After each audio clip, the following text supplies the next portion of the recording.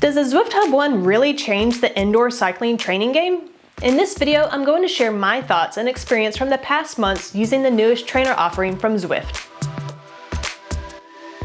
Before I get to Zwifting, I want to let you know this is my honest, unbiased review to help you make an educated decision on your next trainer purchase.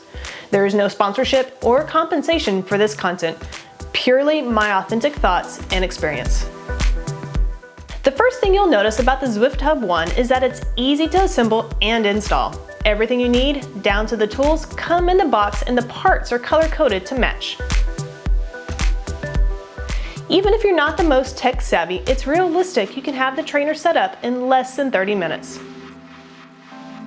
When setting your bike up, it's best to be in the small ring up front and the middle of your cassette in the back. Once the bike is on, you can shift the back derailleur to find where it lines up best. You will easily be able to tell by the sound that is made. An advantage to households that have multiple bikes or riders is the compatibility of the trainer's cog. The Zwift Hub One does not utilize a cassette like other direct drive trainers do. Instead, it's a single fixed cog that allows you to switch between bikes almost seamlessly. If you have a 12-speed or 11-speed, it won't make a difference. Just swap the bikes out and once again, line up the rear derailleur. Having a Zwift cog versus a cassette also reduces drivetrain wear. So, if there's no rear cassette, how do you handle shifting? Easy. The Zwift Hub One comes with the Click, a virtual shifter that is incredibly responsive. I'll talk more about that shortly. When I first installed my Zwift Hub One, I immediately noticed the feel was amazing. A few months in, it still is. Back to the Click.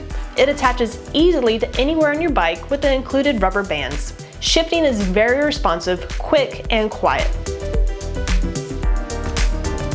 You might be tempted by muscle memory to use your bike shifting, but don't worry. If you do, you won't cause any damage, but you'll certainly hear it.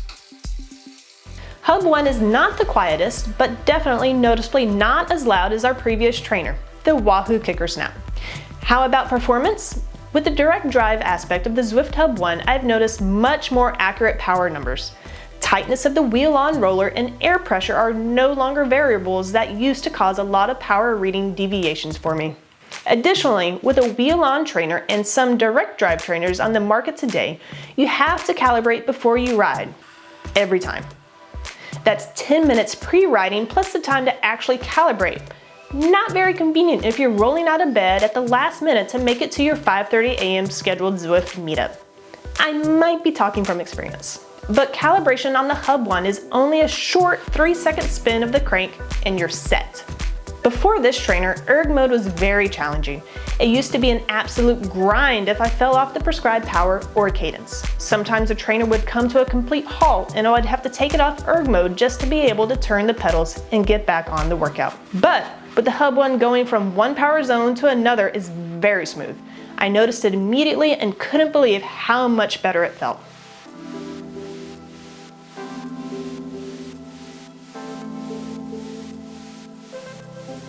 Based on personal experience, there are definitely a lot of upsides, but are there any downsides? Sort of. This isn't a problem for us, but the Zwift Hub One almost locks you into the Zwift platform and their subscription.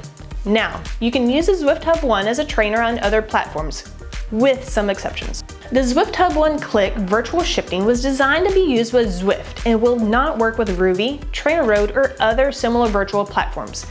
But if used in erg mode, the trainer does work just as well on other platforms.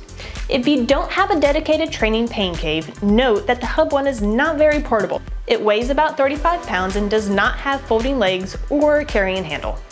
Lucky for us, we have a designated pain cave and no need to move it around. As of this recording, Zwift is offering a 1-year Zwift subscription with the purchase of the Zwift Hub One. The unit sells for $599 and a year of Zwift comes in around $150, essentially making the trainer $449. We cannot compare the Zwift Hub One to higher end trainers as we've only had the Wahoo Kicker Snap, and before that, just a couple of good old dumb trainers. The Hub One might not have some of the bells and whistles a higher end direct drive trainer has, but for the price in a household with 2 triathletes, it's cost effective and definitely worth it. It might be a value price trainer compared to some of the $1,000+ models, but it's been a solid addition to our pain cave. In fact, we're so impressed with it, we bought a second one for Tip so we can share the Hub One fun. Soon, she'll be riding all through Autopia in her own fancy Zwift Hub kit to match mine. If you're new to indoor riding or looking for a new smart trainer, I do recommend the Zwift Hub One. If you have any more questions about our experience, drop it in the comments below. And if you found this video informative, please consider giving us a like and subscribe. Happy training and ride on!